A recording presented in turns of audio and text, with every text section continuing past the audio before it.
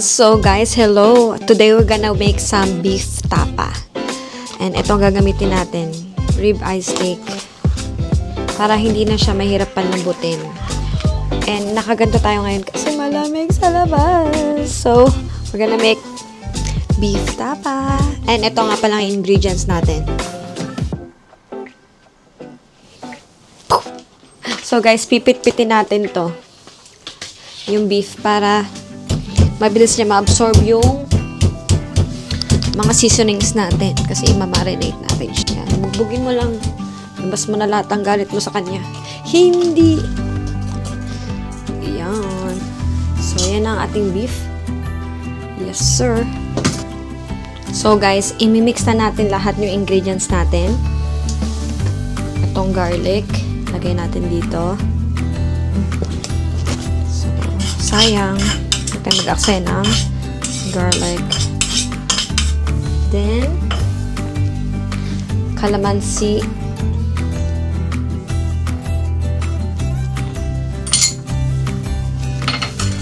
Then, pineapple juice.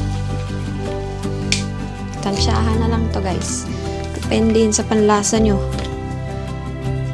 Me, I want a little bit sweet. So, and then, haluin muna natin yung mga liquid. Haluin natin. So, let's put black pepper. A lot of black pepper. So,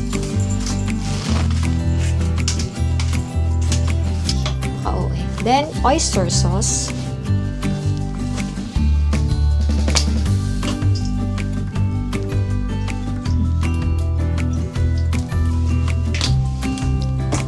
And then, black soy sauce. So, tansyahin nyo na lang kung anong basta kompleto tayo sa ricados. And also, sugar. Wala tayong brown, so pwede na tong white. Lalaban yan, hindi naman magsasalita yan eh. Pre, may mayonnaise. Kailangan ng mayonnaise, guys. Okay. Mayonnaise. Okay. Kailangan natin siya i-rest. Time, you can do it overnight. I-marinate yun siya overnight. But for me, I don't have that time, so I do it 30 minutes. Then, I'll share some secret paano ko siya papalasahin para sinigop niya talaga yung marinade natin. Okay, so rest natin to. See you! So guys, habang inaantay natin yung binababad nating baka, gagawa tayo ng crispy garlic para sa ating toppings later, para sa ating beef tapa, and we're gonna make some fried rice para sulit na pag-antay natin. Let's go! So guys, binuksan ko na ang exhaust fan kaya medyo maingay na. Okay? Pwede na tayo maglagay ng oil.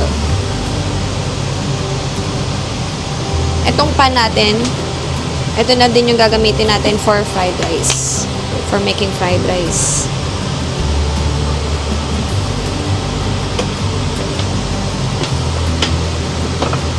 Kalahati para sa fried rice, kalahati para sa toppings.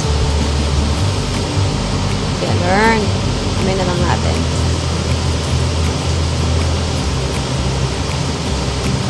Ayan.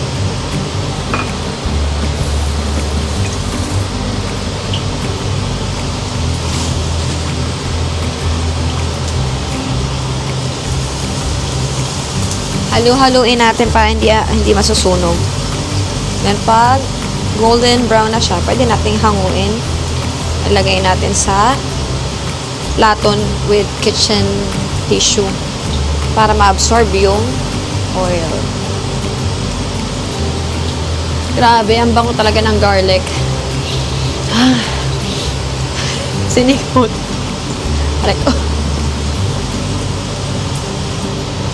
Konti na lang. May nakikita pa akong hindi luto eh. Kailangan all brown sila. Very low heat lang guys para hindi masusunog ang ating garlic And then, ganito nyo siya haluin. Ganun ba yun? Linipat natin siya dito sa may plato. May tissue. Spread lang natin. Tabi lang natin to. Then, eto, gagamitin na din natin itong pinagamitan sa garlic. Mag-fry tayo ulit ang garlic para sa ating fried rice. Tapos, okay na siya. Brown na yung ating garlic. Lagay na natin yung rice natin. Kalahati muna.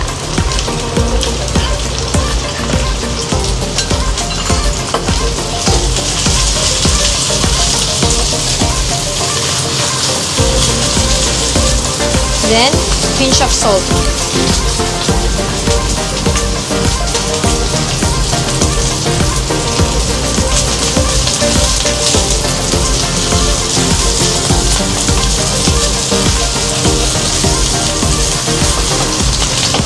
The rest of the rice here.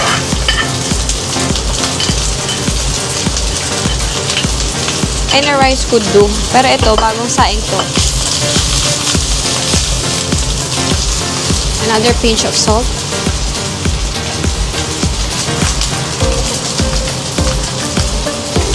Huwag nyo masyadong, huwag mo haluin mga 30 seconds para meron siyang tutong.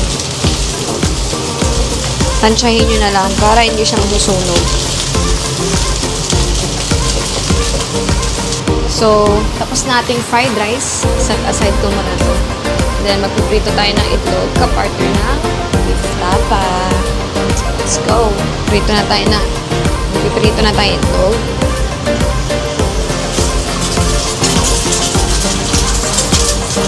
Pinch of salt. Isang itlog na nabasag yung kulang. So sad. Pero okay lang yun. Tayo mag-assign ng pagkain. So, and the other one, let's do it. Hinain natin niya po yung mausok na.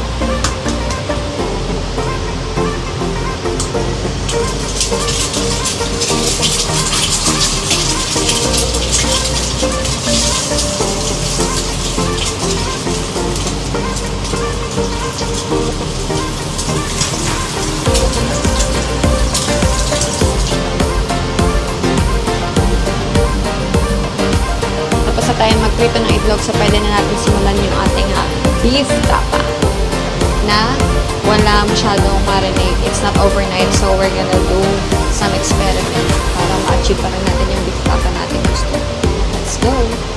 Ngayon, papainitin ko na yung pan natin para simulan na natin yung pag-pan fry dun sa tapa natin. Yung pinaka-challenge kasi dito, paano ma-absorb ng tapa natin yung mga ingredients na nilagay natin. So, let's try. 2 butter. Ayan.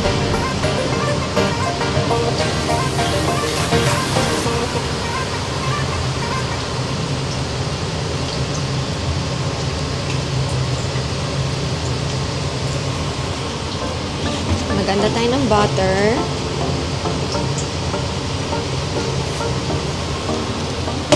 Then, ito yung beef tapa natin. So, mahinang apoy lang para hindi magtatalsikan kasi good luck mo. Good luck sa atin. So, ito yung beef natin. Pan-fry muna natin.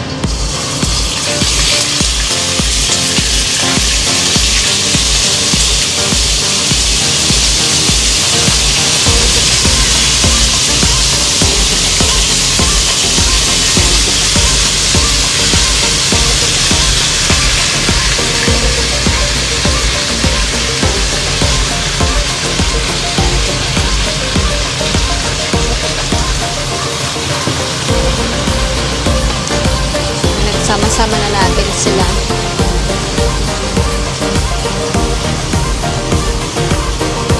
papa-absorb natin yung mga sauce niya. Tapos ulitin lang natin hanggang sa maubos to. Kasi at the same time, lalambot din siya. Diba? Basta control lang sa apoy para hindi masusunog yung sauce. Hindi siya maging mapait. Then, pwede naman mag-add ng water. Pag medyo mapaalat, pwede ka mag-add ng water. I'll see you later. Magta-time-lapse tayo. Let's go!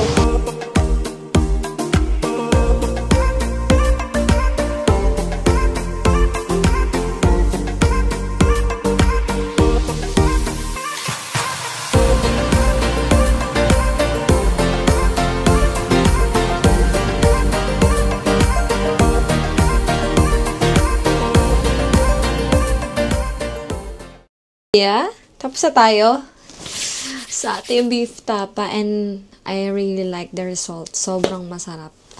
Nagbuhat ng bangko pero guys, pag tinaray nyo to talagang, lalo na kung hindi nyo na overnight yung pagmamarinate. So, this is the only way. So, you try it and here's the final result.